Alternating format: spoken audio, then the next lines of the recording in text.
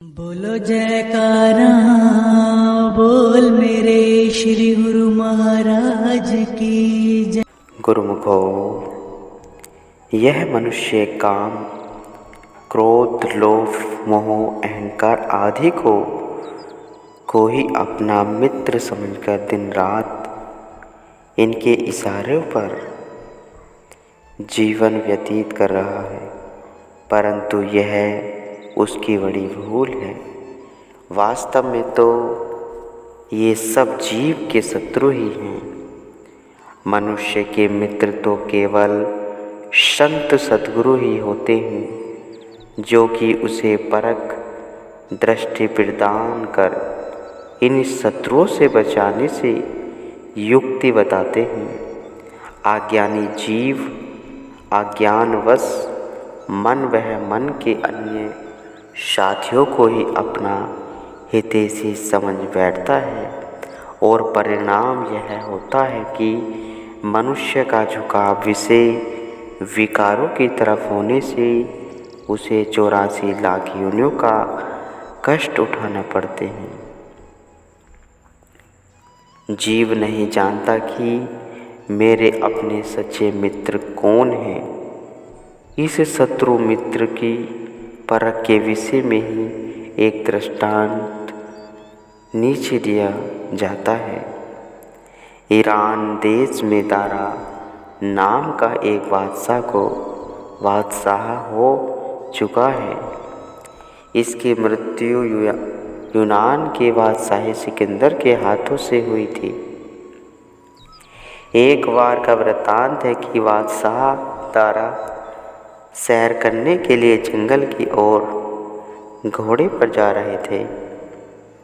अकस्मात दूर से एक व्यक्ति इन्हें अपनी तरफ आता हुआ दिखाई दिया। इन सब को यह आशंका हुई कि कहीं यह मेरे शत्रु पक्ष का ही न हो। उन दिनों दारा बादशाह के यूनान के बादशाह सिकंदर के साथ संबंध किसी कारण से अच्छे नहीं थे। अब समीप आते हुए व्यक्ति पर संदेह होने के कारण बादशाह दारा ने झट धनुष पर बाण चढ़ा लिया। जब उस मनुष्य ने बादशाह की तरफ देखा कि यह तो मुझे ही मारने लगे हैं, तब एकदम दोनों हाथ जोड़ वह खड़े करके कहने लगा, बादशाह सलामत, आपके नाम की दुहाई है। उसको हाथ खड़े किए हुए देखकर बादशाह दारा तत्काल ही भाप गए। ओहो, यह तो अपने ही पक्ष का कोई व्यक्ति मालूम होता है। ऐसा सोचकर उन्होंने तीर कमान से उतार लिया और वहीं पर रुक गई। इतने में वह व्यक्ति भी निकट आ पहुंचा। उसने आकर बादशाह को सलाम किया। बादशाह ने पहचान लिया कि यह तो हमारे ही अश्वशाला में काम किया करता था। बादशाह ने उस मनुष्य से कहा कि अच्छा हुआ जो आपने मुझे हाथ के इशारे से सावधान कर दिया, नहीं तो आज मैं आकरण ही तुम्हें मृत्यु की गोद में सुलाने वाला था। यदि अज्ञानवश आज यह निरपराध कार्य मुझसे हो जाता तो बाद में मुझे अपनी भूल पर बहुत पछताना पड़ता। तब अश्वरोही ने हाथ जोड़कर विनय की कि बादशाह सलामत, मैं तो आपका हितचिंतक हूँ तथा आपके अस्तबल में ही घोड़ों का निरीक्षण करने के लिए नियुक्त किया गया। मेरे पास सैकड़ों घोड़े हैं, उन सब की मुझे पूरी जानकारी है। प्रत्येक आहार, उनकी चाल ढाल का, आयु व अन्य गुणों की भली प्रकार से मुझे ज्ञान है। कौन सा अश्व स्वाभाविक भक्त है तथा कौन सा आलसी उद्दृढ़ है, इतना परिचय तो मुझे पशु वर्ग का भी हो गया है। परंतु आप तो मनुष्य वर्ग के बादशाह हो, इसलिए आप में तो मुझसे भी बढ़कर परख दृष्टि होनी चाहिए। लेकिन इस घटना ने सिद्ध कर दिया है कि आप में दूरदर्शिता व परख का बहुत अभाव है। आपको मित्र व शत्रु की पहचान नहीं। अश्वपाल द्वारा यह कटाक्ष सुनकर उस समय तो दारा बादशाह चुप रह गए, अर्थात उसकी बातों को दिल में रख लिया।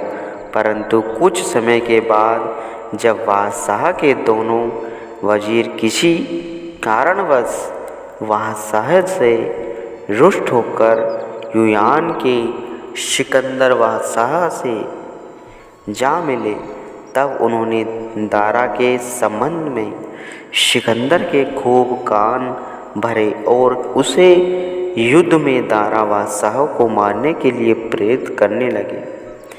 जैसे कहा भी है, घर का वेदी लंका ढाए। इसी प्रकार उन वजीरों के द्वारा सिकंदर बादशाह को ईरान के बादशाह के राज्य के भेद एवं उसके बाहुबल का बोध हो गया, जिससे वह उत्साहित होकर ईरान देश पर उन दिनों वजीरों सहित विशाल सेना लेकर हमला करने को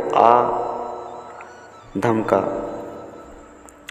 परस्पर मन मुटाव वैमनस्य होने के कारण सिकंदर वह दोनों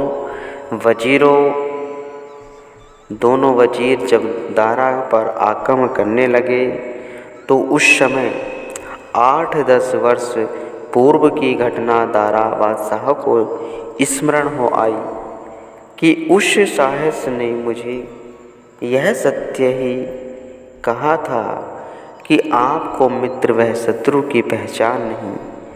यह कहना उसका उचित ही था। काश मुझे शत्रु मित्र का ज्ञान होता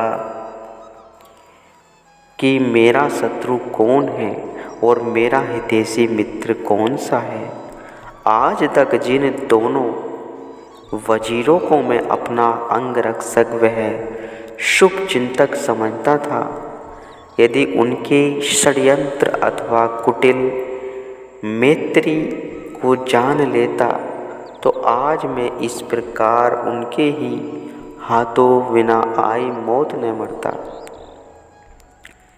फलत दोनों वजीरों वह सिकंदर ने दारा को मौत की गोद में सुला दिया। तात्पर्य यही है कि इस प्रकार ही संत सद्गुरु संसार में आकर जीवों को सत असत व शत्रु मित्र की परख कराते हैं, क्योंकि वे ही जीव के वास्तव में सच्चे मित्र हैं। परंतु अज्ञानी जीव माया के कीच में फंसने का कारण उस तरफ ध्यान ही नहीं देते तथा उनके वचनों को स्वयं मन वह माया के अधीन होने के कारण हृदय में स्थान नहीं दे पाते।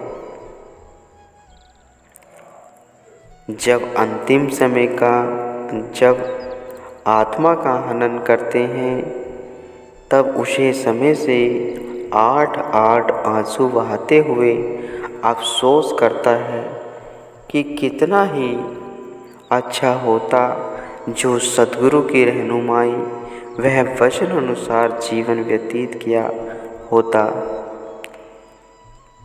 तो आज इस प्रकार फिर दुखों का शिकार न बनना पड़ता, परंतु उस समय सिवाय पछताने के कुछ भी हाथ नहीं लगता, क्योंकि यह पांचों शत्रु अपना कार्य कर जीव को 84 लाख योनियों के कूप में गिरा देते हैं।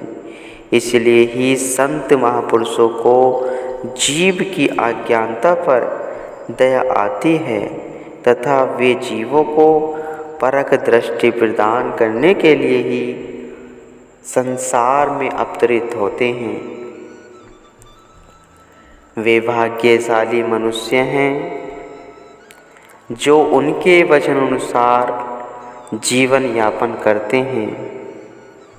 वे इन काम, क्रोध, लोभ, मोह, अहंकार आदि के प्रहारों से बचकर तथा उन पर समय के पूर्ण संत सद्गुरु द्वारा प्रदत्त नाम रूपी शस्त्र से आक्रमण कर विजय हासिल कर लेते हैं।